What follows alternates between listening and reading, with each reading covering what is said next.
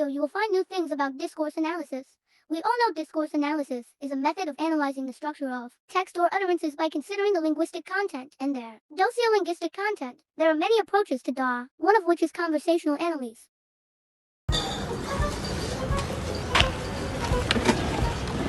Woi, Mone, Yo, gue mau tanyain dong.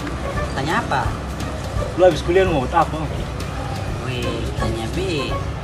B susah tahu ah. Lalu ke mana? Gue cuma bingung nih. Tapi kayaknya jadi guru, San. Wih, kenapa iso?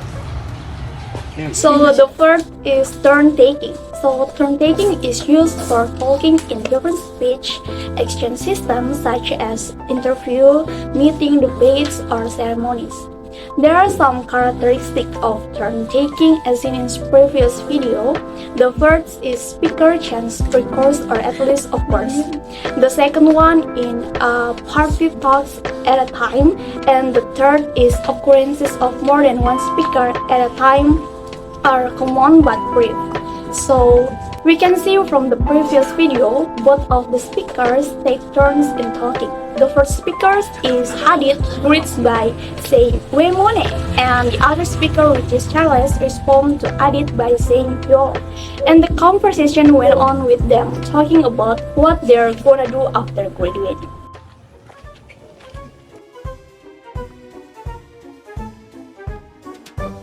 Woi, Mone. Abang. Woi, kemarin gimana lu? Aduh, abang. B minta maaf ya kemarin B beli kopi bantu bunuh babi. B ada sibuk sedikit. Kau tahu nih katong. Oh, ya. Maaf ya, bang.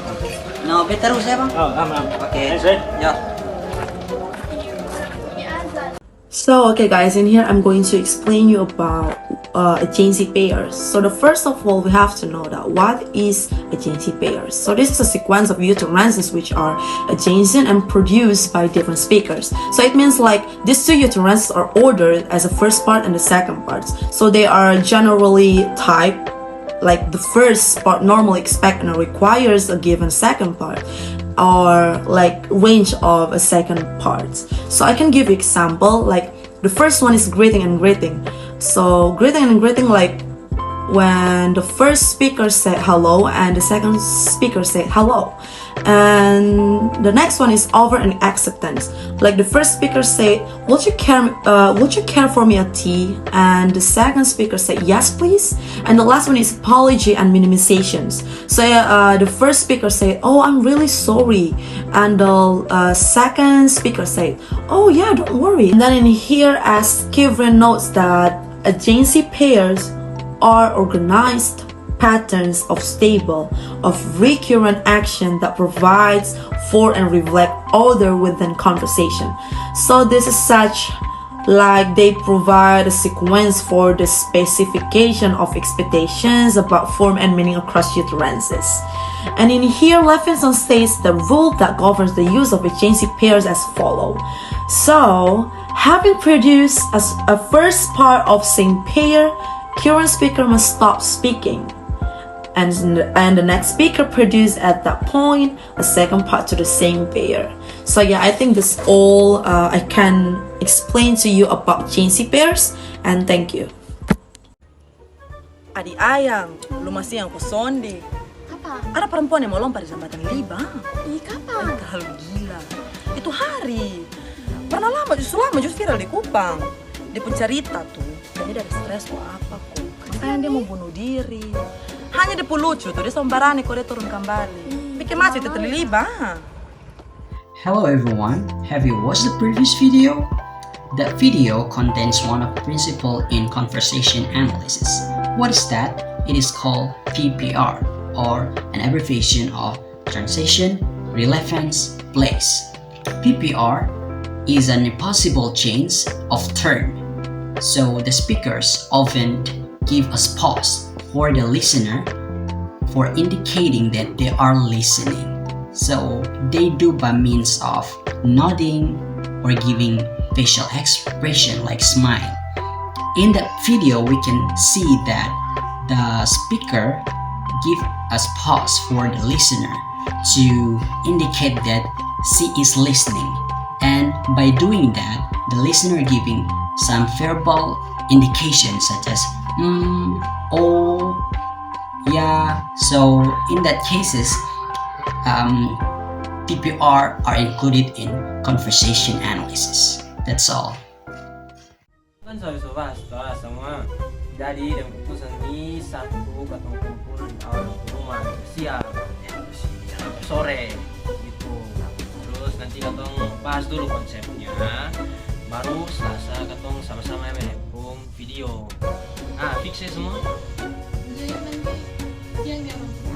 Bukan, itu nanti Sabtu itu sore. Oke, berarti katong take video itu hari juga. Bukan. Nanti itu tuh katong bahas dulu konsepnya, baru Selasa baru katong menghubung video, kontak videonya. Adit, mengerti Adit? Kawan. Seriusan dengar mau nih? Coba ulang. Jadi The next one is repair. Repair is a device for the correction of misunderstandings, mishearings, or non-hearings. A repair is initiated by a participant other than the speaker by using echo questions or repetition of the problem items by emphasizing on that problem, and by using expressions such as "excuse me," "I'm sorry," "what?" So those are the example of initiating a repair. And by the previously shown video before, we see that there are 4 speakers, and the first speaker is concluding their discussion. And then the second speaker is asking for confirmation. She asks, "Oh, jadi nanti siang di aura ke rumah." Now, what the second speaker does is initiating a repair. What the first speaker then answered to that is itself a repair. It's called a repair. And this is categorized as mishearings. And the third speaker is also doing the same thing, asking for confirmation. She asked, "Okay, berarti nanti ketong take video itu hari juga." Now, this is also initiating a repair, but this is categorized as misunderstandings.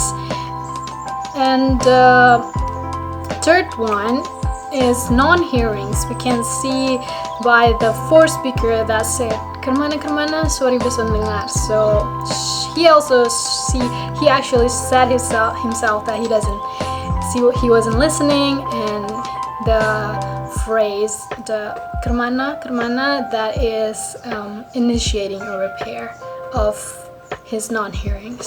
So that's the repair. Oh, sabar kita telepon Angel dong.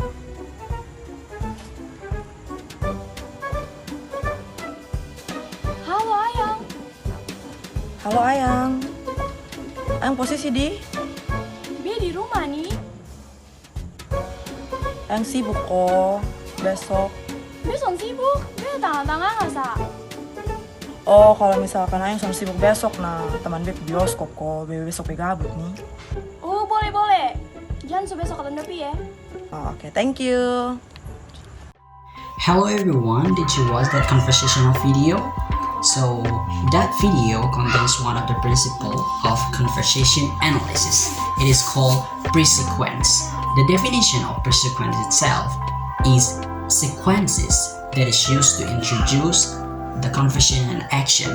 So it is often used to prefigures what other action will be in a conversation. So most people believe that pre-sequences in conversation analysis usually are tentative discourse to arouse the interlocutor's intention.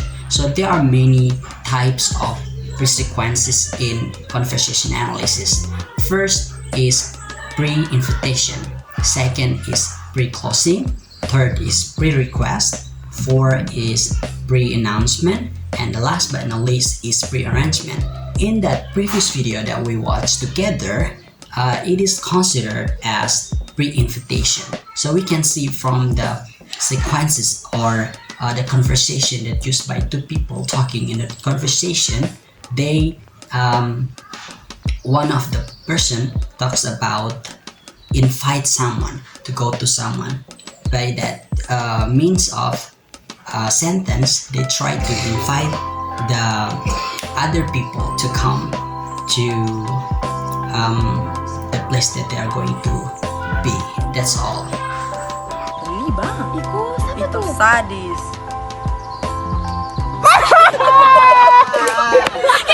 Lebih lah.